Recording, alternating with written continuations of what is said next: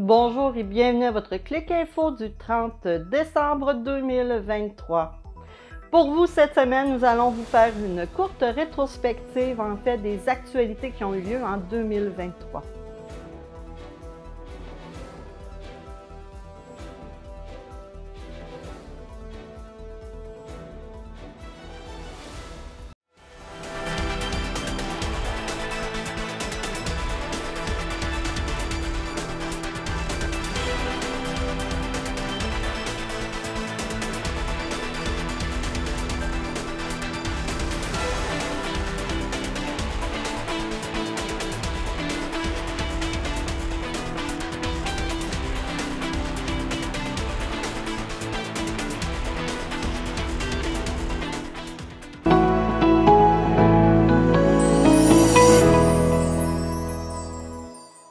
Il me fait plaisir de vous accueillir aujourd'hui à la conférence de presse de l'exposition Riopelle à Saint-Uribe. 2023 est année de fête à Saint-Uribe.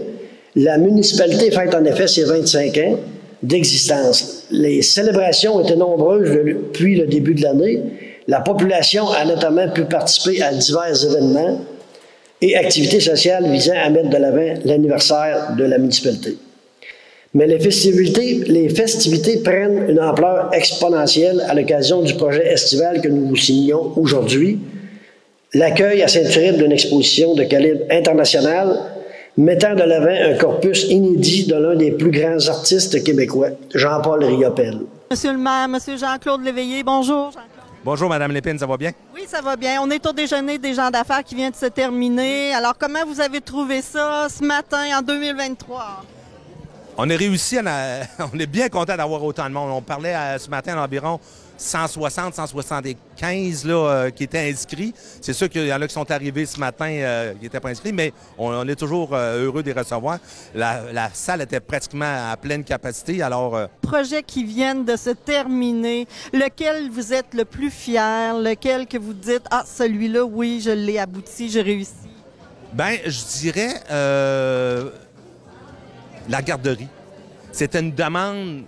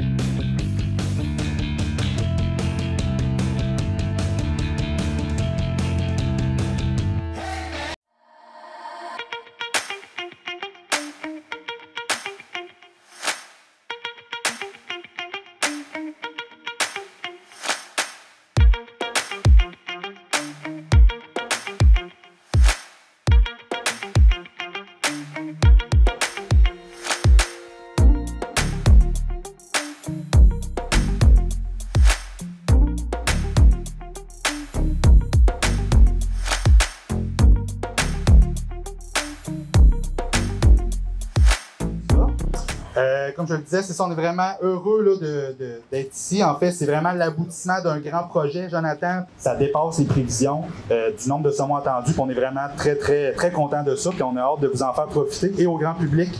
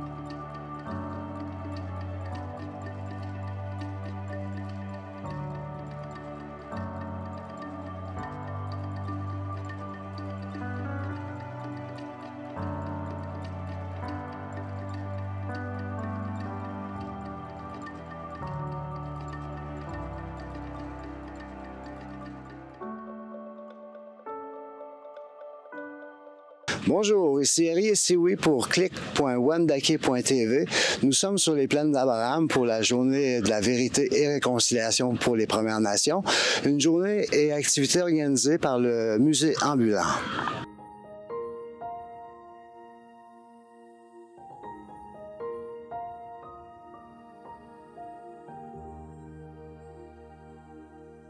Bonjour, je suis avec Jeffrey Poirier pour le projet Le Fléché pour la journée de la vérité et de la réconciliation. Bonjour Jeffrey. Le projet Le Fléché, comment il a débuté? Oui, donc le projet a débuté une journée quand on a reçu un coup de téléphone du musée ambulant, donc de Jeanne Couture, la commissaire, qui voulait avoir une commande, une œuvre qui intégrait Le Fléché, qui nous joindrait ensemble, moi et André Lévesque-Sioui, ma collègue et amie.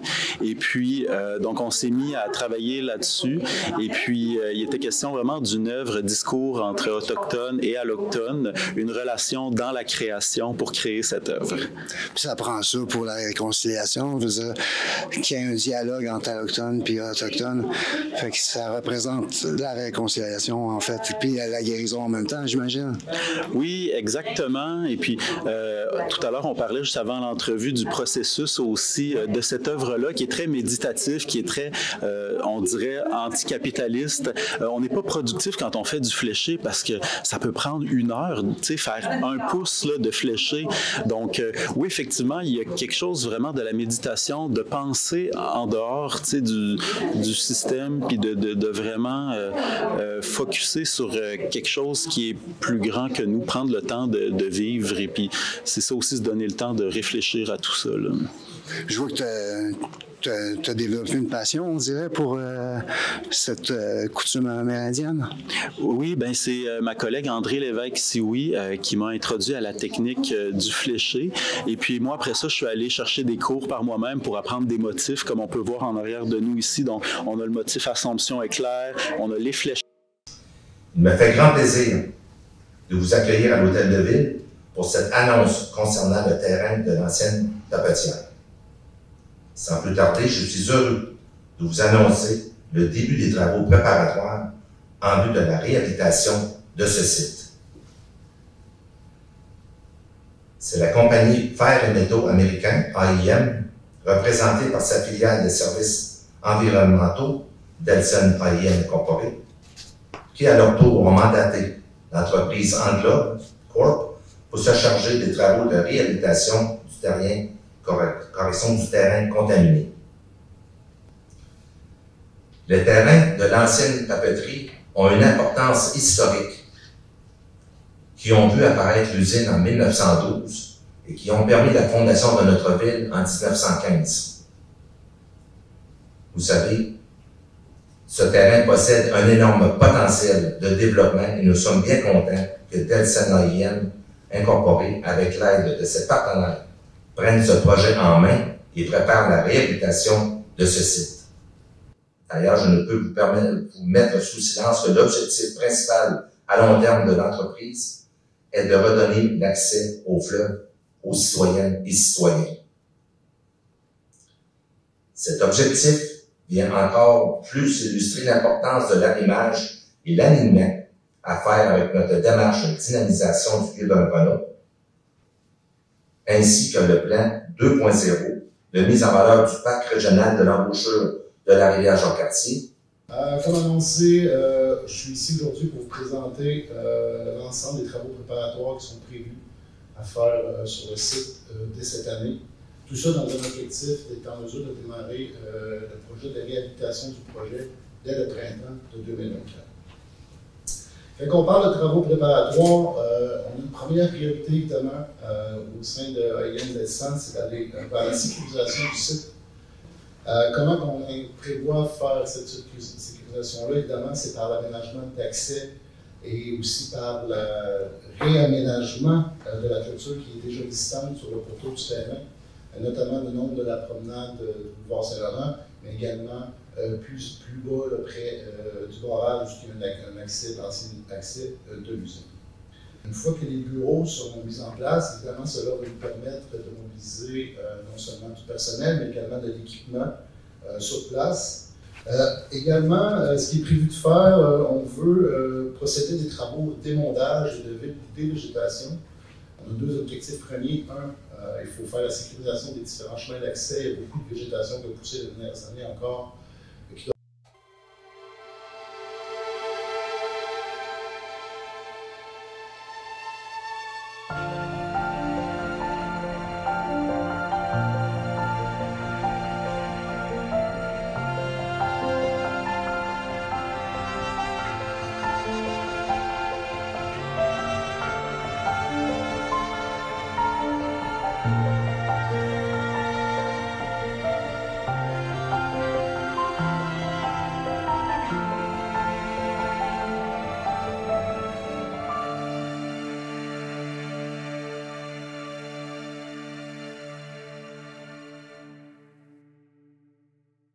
Bonjour à tous, merci de vous être déplacés pour l'inauguration de la nouvelle classe extérieure de l'École du Bon Pasteur. Aujourd'hui, nous vivrons les lieux comme les enseignants le feront bientôt, donc au gré de la température et de Dame Nature. Il s'agit donc d'un réel essai de la forêt pédagogique. Sans plus attendre, je laisse la parole à M. Vincent Caron. Quelle belle journée quand on parle de projets pour nos enfants. Vraiment, j'ai bien hâte de découvrir un petit peu comment vous avez ficelé tout ça. On a échangé très rapidement, mais je sais que plusieurs acteurs se sont mobilisés, dont Alcoa, qui s'implique beaucoup dans notre communauté. Et ça, à chaque fois que j'ai l'occasion de pouvoir le faire, eh bien, je le salue parce que c'est vraiment, Alcoa est un précieux partenaire dans ces beaux projets-là. Et je ne suis pas ici pour faire de la politique ce matin du tout, mais vraiment notre Premier ministre nous le rappelle, c'est l'engagement premier qui l'a invité à faire de la politique et puis a réussi à, c'est pas compliqué de convaincre les élus que nous sommes que nos enfants sont les gens sur qui il faut à qui il faut accorder le plus grand intérêt parce que vous êtes au cœur des générations futures qui se préparent. Alors vraiment félicitations pour ce que vous avez fait. Encore une fois, j'ai bien hâte de découvrir comment vous avez organisé tout ça, tout ce qui va s'y faire, mais dans ce cadre aussi idyllique et magnifique, je ne peux croire que les enfants vont adorer les choses. Donc, écoutez, moi, je veux lever mon chapeau bien haut à l'équipe école de l'École du Bon Pasteur qui a, à partir de leurs rêves, de leurs projets, ont travaillé depuis plusieurs années à créer ce beau projet-là, à rendre ça possible, à saisir toutes les opportunités également pour pouvoir avoir un développement concret. On me disait que ça fait maintenant 4 ans qu'on y pense, donc qu'on le développe, qu'on le rêve, etc., puis qu'on n'est que dans la phase 1. Alors, c'est extraordinaire. Je trouve tellement que nos enfants sont privilégiés d'avoir un temps, un espace d'apprentissage dans la forêt, dans la vie, et un espace aussi qui est calmant, parce qu'on dirait qu'on est agité comme société actuellement. Donc, d'avoir des zones de calme, paisibles, pour apprendre, pour regarder c'est quoi la vie, c'est vraiment extraordinaire. On veut offrir un service éducatif de proximité, de qualité et moderne. On veut éviter la migration des élèves vers d'autres établissements de la MRC et de la Ville de Québec, parce que vous savez qu'à Pont-Rouge, il y a quand même beaucoup de jeunes qui vont aussi dans les écoles privées de la région de Québec. Une augmentation significative de la qualité de vie des élèves et des parents. On veut aussi atténuer les contraintes de réussite scolaire pour les futures générations. On parle pour le transport, qui affecte aussi au niveau du sommeil, les habitudes de vie, bien entendu, ils ont du temps consacré pour les devoirs. L'implantation d'une école primaire et secondaire sur le territoire de Pont-Rouge répondrait aux besoins urgents de la population en matière d'éducation. On veut répondre aux besoins de socialisation, de structuration, d'identité de l'élève. On veut réduire le taux de décrochage en promulguant un environnement qui est en faveur du plein développement des compétences des élèves au niveau de la communauté d'apprentissage. Puis on veut aussi faire la rétention au niveau des familles sur notre territoire. On parle de la croissance au niveau des prévisions au niveau du service scolaire, c'est-à-dire au niveau de 2025-2026. On parle d'une hausse de 22,69 % pour la MSC de Portneuf. Si on regarde pour le Québec en entier, c'est 16,5 %. Vous comprendrez que la MRC de Portneuf est en effervescence aussi.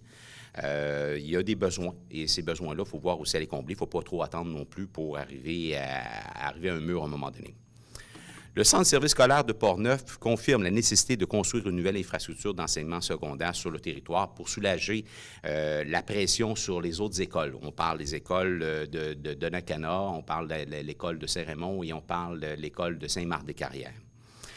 Le Centre de services scolaires de Portneuf a déposé une demande officielle au ministère de l'Éducation en 2021, mais la demande a été rejetée. Une nouvelle école primaire et secondaire répondrait à la tendance en matière des infrastructures scolaires sur le territoire portneuvois pour desservir une nouvelle génération et répondre aussi aux attentes sociales actuelles. Les jeunes veulent faire du sport-études, des arts-études, de l'international en entrepreneuriat et j'en passe. Pont-Rouge, une démographie étudiante en forte croissance, comme on parlait. On va aller dans les constats qu'on a. Selon l'Institut de statistique du Québec, la population pont-rougeoise du groupe de 0-19 ans était de 2345 jeunes en 2021, qui représente quand même, c'est 23 % de la population. On est une population qui est quand même jeune, Pont-Rouge. Deuxième constat, c'est que la projection pour 2021-2026 et 2031-2036 annonce un maintien de la tendance. Fait qu'on ne s'en va pas en diminuant non plus. Troisième constat, c'est que la projection pour 2021-2031 confirme que la plus forte croissance des 0-19 ans, dans la MRC de Portneuf sera de plus forte ici à Pont-Rouge, dans le comté de Portneuf. L'autre, les perspectives au niveau du développement de la clientèle de Pont-Rouge, en regard du boom immobilier de plusieurs facteurs, la prospective du Centre de services scolaires de Portneuf ne correspond pas à la réalité spécifique du développement du bassin potentiel d'élèves de la ville de Pont-Rouge par rapport à la MRC. En fait, c'est que le Centre de services scolaires se fie beaucoup au niveau des cartes d'assurance maladie. Il ne regarde pas ce qui se passe au niveau du développement et les futurs développements. Fait qu'ils sont en arrière là-dessus. Les prévisions des effectifs scolaires ne prennent pas en compte le déploiement de la maternelle 4 ans qui correspond à une clientèle considérable. L'école primaire Personnage se classe actuellement au 2e rang. L'année passée, on était au 1er rang. C'est sûr que là, présentement, avec les agrandissements qu'on fait à l'intérieur, on a atteint quand même une limite. On a quand même près de 1000 élèves ici à Pont-Rouge et ça représente le quart des élèves des 13 établissements du Centre de services scolaires de Portneuf.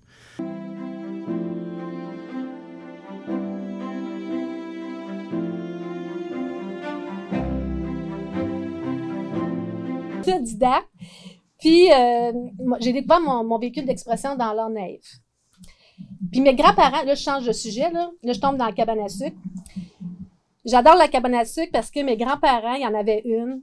Ensuite, ma mère en a eu une érablière avec Coco, Claude Germain, que donc j'ai une érablière qui m'a été en héritage.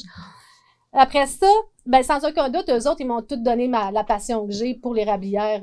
C'est pour ça qu'on est ici d'ailleurs. Quand j'ai reçu le courriel, je vais vous le lire. Dans le fond, je m'en vais sur Facebook comme d'habitude, comme tout le monde ici, j'imagine, un matin et tout ça. Et puis là, je lis le message.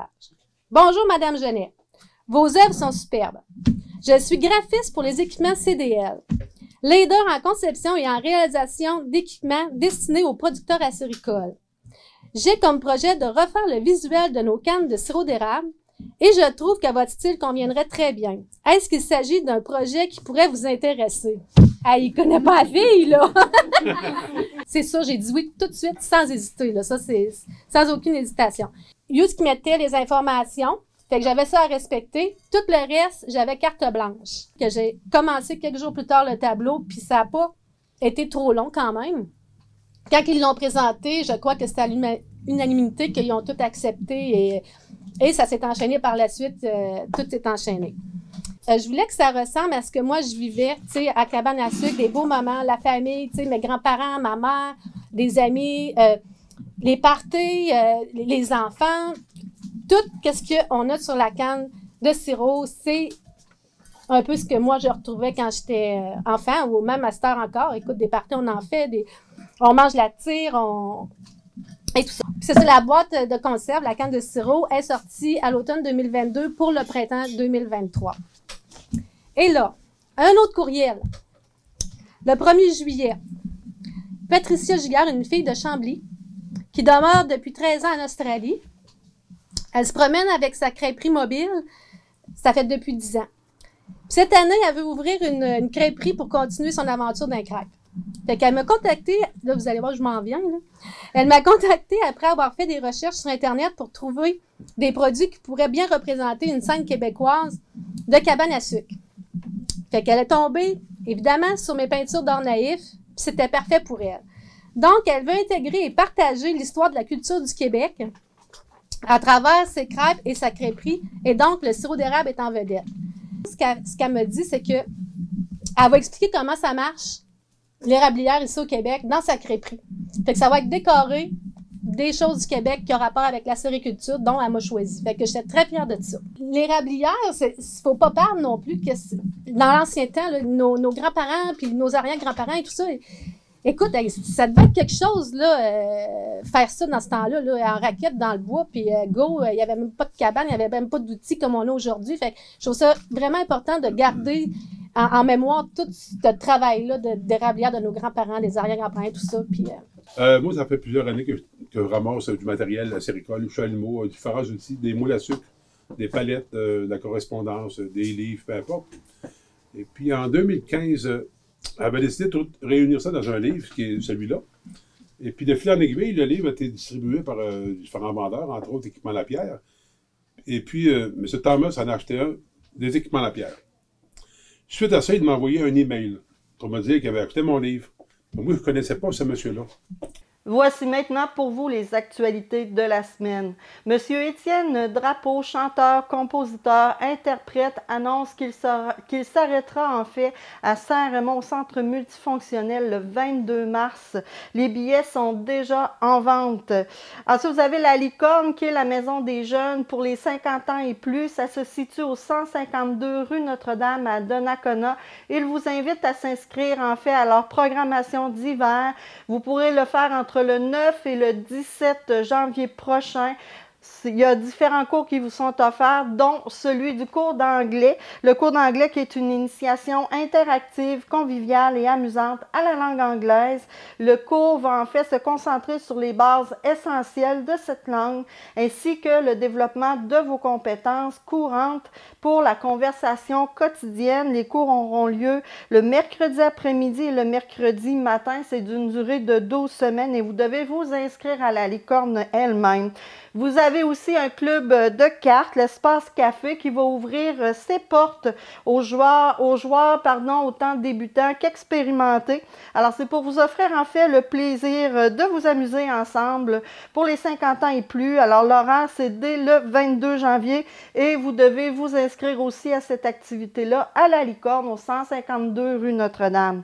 La ville de Donnacona vous offre la chance de rejoindre l'équipe des loisirs, culture et de la vie communautaire comme préposé aux loisirs. C'est permanent à temps partiel avec une garantie de 1040 heures par année. Alors, pour vous joindre à l'équipe, je vous mets le lien pour aller porter votre CV. Puisque, en fait, plusieurs vont devoir parcourir les routes dans le temps des fêtes, bien, plusieurs kilomètres peuvent aussi occasionner des pannes. Alors, si vous restez en panne durant les festivités du jour de l'an, alors on vous demande d'avoir quelques essentiels dans votre voiture, une pelle, des plaques antidérapantes, de l'antigel, une couverture ou des vêtements chauds, des câbles de démarrage et un drapeau aussi de sécurité ou des fusées routières. Des fois, il y en a qui l'ont. On vous invite, le gouvernement en fait vous invite à lire la liste complète sur le lien qui est à l'écran. La ville de Saint-Raymond, et j'imagine que plusieurs villes aussi, annoncent la fermeture des ronds de glace et des patinoires extérieures pour le moment. Alors, on voit bien, c'est en raison des conditions climatiques et de l'état de la glace, dans le fond, qu'ils doivent fermer tout ça. Et ils disent c'est jusqu'à vendredi, puis ils vont revenir avec un avis. Moi, personnellement, je vous invite tout le monde à faire très attention, à être très vigilant sur les lacs pour faire vos activités, soit de la marche, du patin ou peu importe, parce que on voit vraiment que la glace s'est amincie et il fait vraiment chaud pour la période de l'année. Il y a une aide financière aussi qui est offerte aux sinistrés dans la ville de Saint-Raymond. Alors, pour les citoyens qui ont subi des dommages liés aux inondations du 19 décembre, il y a des informations, des procédures d'ouverture de demande qui sont pour vous. Vous pouvez le faire sur le site Internet de la ville. Ce Ski Saint-Raymond, c'est depuis 1974, donc ils fêtent en 2024 leur 50e anniversaire de naissance. Alors, il y a plusieurs activités thématiques qui auront lieu, des événements spéciaux durant la saison 2024. Et vous commencez avec le vendredi 19 janvier. C'est une invitation à tout le monde de se rendre là-bas. Il y aura un coup, le coup d'antan. Les glissades vont être ouvertes pour tout le monde. Ils vont faire une descente au flambeau et M. Ben Moisan va vous jouer de la musique pour égayer le tout dans le chalet. Saint-Léonard, le 31 décembre qui vient, dans la nuit, ça va être l'occasion de souligner l'ouverture officielle du 125e anniversaire de la municipalité de Saint-Léonard de Portneuf. Ça va avoir lieu de 19h à 1h dans la nuit. C'est un rendez-vous pour profiter en famille de toutes ces activités. Ça va être accompagné d'une musique traditionnelle de M. Gaétan Morissette et par la suite, c'est un DJ qui va vous faire vibrer jusqu'à 1h du matin. Alors, ce sera le dévoilement de la programmation qui va avoir lieu toute l'année. C'est dans l'église de 19h à 21h. Par la suite, c'est à l'extérieur et pendant la nuit, c'est dans le stationnement. L'événement est gratuit pour tous. Pont-Rouge, la ville de Pont-Rouge ouvre toujours son concours dans le cadre du projet de revitalisation de la rue de la Fabrique. Alors, 3 artistes vont être choisis pour produire une œuvre peinte directement sur la chaussée pour toute la période estivale. Vous trouverez tous les détails sur le site de la ville de Pont-Rouge. Il y a aussi le 17 février 2024 le souper sushi à volonté qui est au profit de la Maison des Jeunes de Pont-Rouge. Les places sont limitées, seulement 125 places.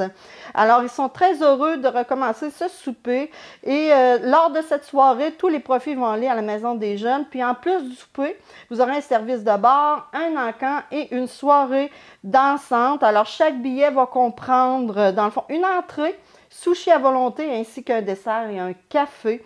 Alors, vous pouvez soit communiquer avec eux par courriel ou par téléphone pour vous procurer vos billets.